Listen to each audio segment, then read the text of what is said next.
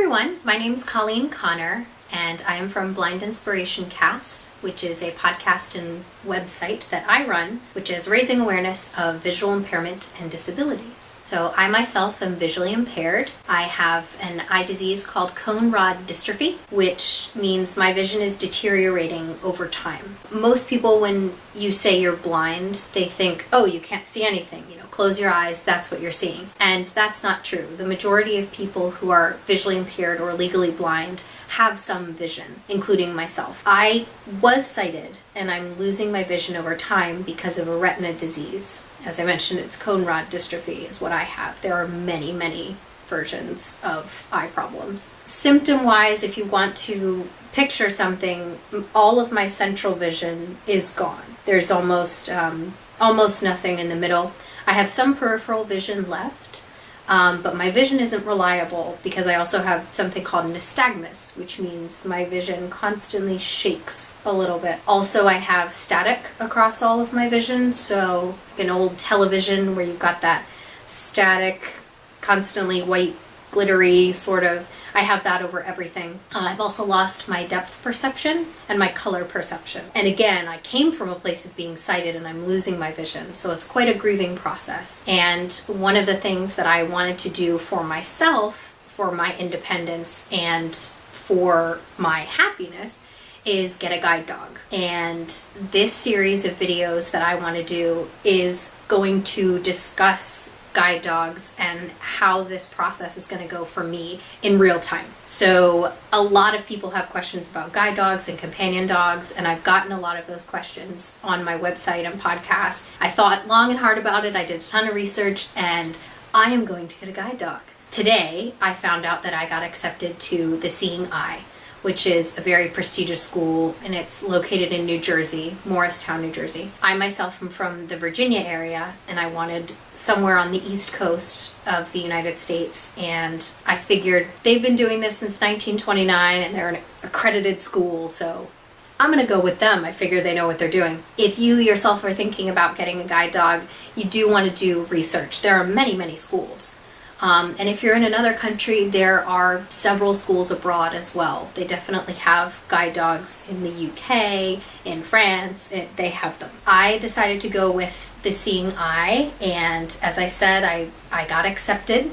And a little bit about that process, just if you have questions, which a lot of people do, I will address some of them now in a group session, so you can stop asking me. So the process of getting a guide dog through the Seeing Eye. I started off with research. I then contacted them online through their website, and I was able to submit my application online. The application involved a lot of questions to do with, my personality, what kind of a person I am, some financial stuff, how visually impaired I am, and the symptoms of my eyes, so how I get around and how I function as someone who's blind. Also, you have to get a doctor's note, which is from a general practitioner. That is your general doctor.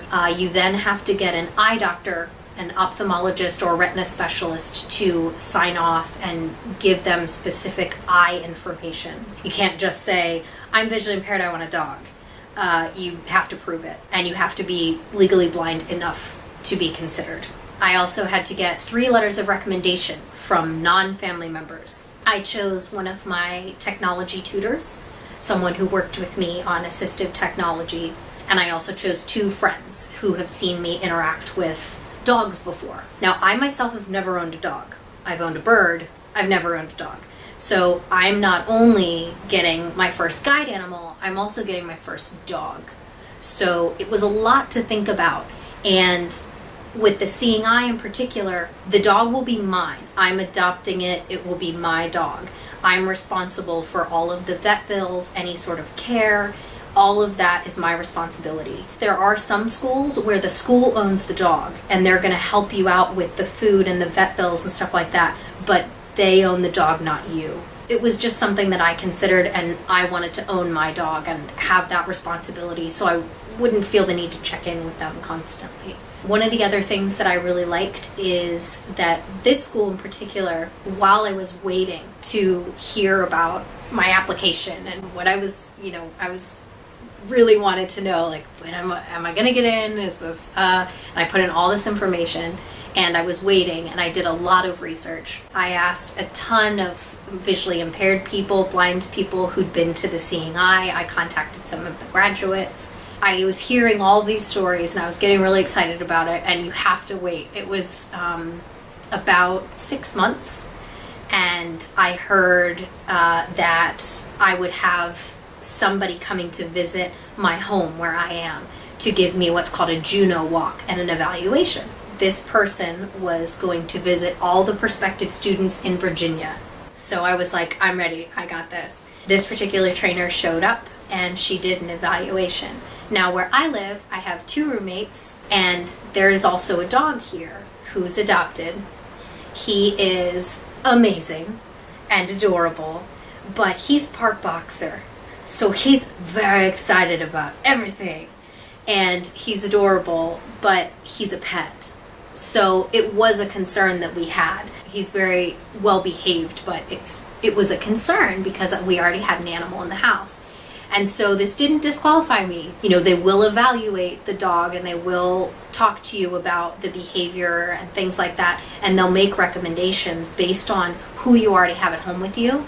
But it doesn't disqualify you. You're allowed to have another dog. She came, asked me more questions, asked my roommate some questions, kind of interacted with the dog that we have, and then she took me on what's called a Juno Walk. They call it a Juno Walk because you say Juno as if that's the name of the dog. So you would say Juno forward, Juno right. She walks behind me for the first part of the walk, and I'm a cane user. So I have my white cane with the red tip, and I was walking. We'd picked a specific location, and I walked there, and she watched me the whole time. Just no comments, just watched how I moved, what my mobility skills were, how fast I walked, etc. And then on the way back, I folded up my cane and I didn't use it. And she had a faux harness and leash. The dogs that you get as a guide dog, it has a harness and a leash, and you'll have both those in your hand. So she had a faux harness, and I held on to it, and she took me back home via the harness, and just to see how I would hold it, how I did with responsiveness to what she did, my pull, my pace, my weight, how tall I am. And she actually took a picture of me, talked to me a little bit more about my personality and my work schedule, what I would be doing, and making sure that I would be working this dog, that we would be going places, we will be doing things. This isn't a dog that's going to come and be sedentary with you. It's not a buddy to just come and sit with you and love you. It's meant to do that, but also it's meant to be there for you to go out and to do things. And that's one of the empowering things about having a guide dog, and something I'm excited about is the independence of travel. So that's what's involved in the acceptance process. I was accepted. Here I am waiting. I found out today, March 21st, 2017, that I will be going to the May 1st class. Seeing Eye! I'm very excited. But I want to take you guys on my specific journey to obtain a 4-legged companion, which we will be called a team. When there is a person and a guide dog, they're called a team. So I am now going to answer some of the questions that people might have. I am financially responsible for the dog and its care and its health. Obviously, you can't abuse the dog. You need to be able to afford the dog. You need to take that into account. Vet bills, food, all that. You're supporting another life form, so still a dog. Deal with it. You just get to take it everywhere with you. Speaking of taking it everywhere with you, legally, everyone has to let you take a guide dog with you. You will have a license for it. However, there are certain religious organizations that have the ability to dispute with you, to have to work things out because they don't allow the dog in. Third, it is not a puppy. The dog will not be an 8-month-old little fuzzball. It's going to be about 1.5 to 2 years old. Keep in mind the dog was in foster care and then went through an intense amount of training since day one. It is a highly trained dog. It's going to have to be about 1.5 or 2. Also, with the Seeing Eye specifically, I didn't request a breed or a color or a type of dog. So I wanted to be completely open to the process. So I don't know whether I will be getting a retriever, a lab, or a German shepherd, or a mix. I wanted to be matched with the best individual for me, not request, I only want a blue-eyed chocolate lab named Fifi. Speaking of names, I can't name the dog. It is already going to come with a name. Again, it's going to be about 1.5 to 2 years old, so it's already had a name its whole life, and all the commands begin with its name. Normally the donors name the dogs, or the trainers, and they're named by litter. So when a dog has puppies, every puppy in that litter is going to begin with the letter A, their names, and then B, and then C, and they go through the alphabet, and that's how they categorize the litters and who passes and who doesn't. Another question that I've gotten is people are amazed that they teach the dogs Braille and that the dogs can read signs. That's not possible. The dogs do not speak to you. They cannot read Braille, and they cannot read signs. One of the things about having a guide dog is you have to be mobile.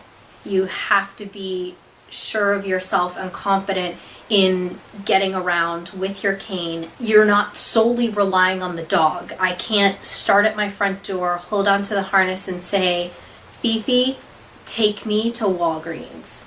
You have to know where you're going. You are in charge of the team, but you're relying on them to be your eyes. So that's all they are. You say forward, right, left. You have different commands. They're well-behaved, trained dogs, but you still have to be in charge. You still have to be the alpha of the team. Hopefully, I will be matched well with my dog, and I will bond with it. It will be love covered in fur, along with my eyeballs as I independently travel. So, I decided I wanted to take you guys on this journey with me of anxiety and frustration and freaking out and being happy, and hopefully you'll be able to experience some intense moments with me as I go through my journey of obtaining a guide dog and becoming a team. So if you have any questions, leave them in the comments. Also, feel free to send me an email, blindinspirationcast@gmail.com, and I will see you guys around.